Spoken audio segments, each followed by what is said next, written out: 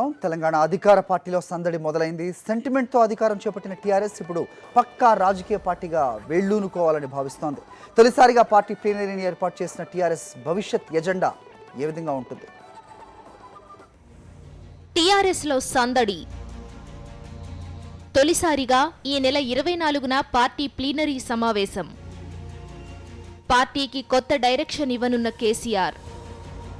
పార్టీలో పూర్తి స్థాయిలో మార్పులు. ఈ నెల 27న హైదరాబాద్లో భారీ సభ.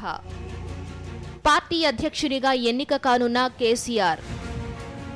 ఉద్యమ పార్టీగా ఉన్న టీఆర్ఎస్ అధికారంలోకి వచ్చి పక్కా రాజకీయ పార్టీగా మారిన తరువాత తొలిసారి సభ్యత్వ నమోదును విజయవంతంగా పూర్తి చేసింది. ఉద్యమం వల్ల అధికారంలోకి వచ్చినా ఇప్పటికీ స్థానికంగా పార్టీకి బలమైన వ్యవస్థ లేదు. అధికారంలో ఉండడంతో అవకాశాన్ని అందిపుచ్చుకుని క్యాడర్ను డెవలప్ చేసుకోవాలన్నది టీఆర్ఎస్ ఆలోచనగా కనిపిస్తోంది. సభ్యత్వ నమోదు పూర్తి కావడంతో తొలి ప్లీనరీ సమావేశాలకు టీఆర్ఎస్ సిద్ధమైంది. 50 లక్షల వరకు సభ్యత్వ నమోదు జరిగిందని పార్టీ వర్గాలు తెలిపాయి. తెలంగాణలో తొలి ప్రభుత్వాన్ని ఏర్పాటు చేసిన దక్షిణ తెలంగాణ ప్రాంతంలో పార్టీ ఇప్పటికీ బలహీనంగా ఉందని కేసీఆర్ భావిస్తున్నారు.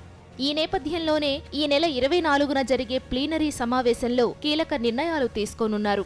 ఉదయం నుంచి సాయంత్రం వరకు జరిగే ఈ సమావేశంలో కేసీఆర్ పార్టీకి సంబంధించి అన్ని స్థాయిల నేతలతో ఇంటరాక్ట్ కానున్నారు. అదే రోజు టీఆర్ఎస్ పార్టీ కొత్త అధ్యక్షుని ఎన్నిక జరగనుంది. ఈసారి కేటీఆర్ కు పార్టీ బాధ్యతలు అప్పగిస్తారని ప్రచారం జరిగినా ప్రస్తుత పరిస్థితుల్లో కేసీఆర్ మరోసారి అధ్యక్ష బాధ్యతలు చేపట్టే అవకాశం ఉంది.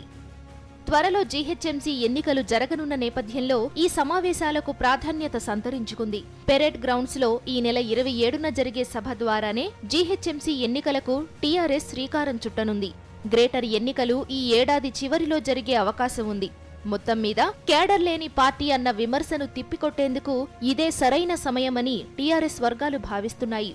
నాయకులే కాదు, తమది కేడరున్న పార్టీగా చెప్పుకోవాలన్నది కేసీఆర్ ఆలోచన. సాక్షి న్యూస్, హైదరాబాద్.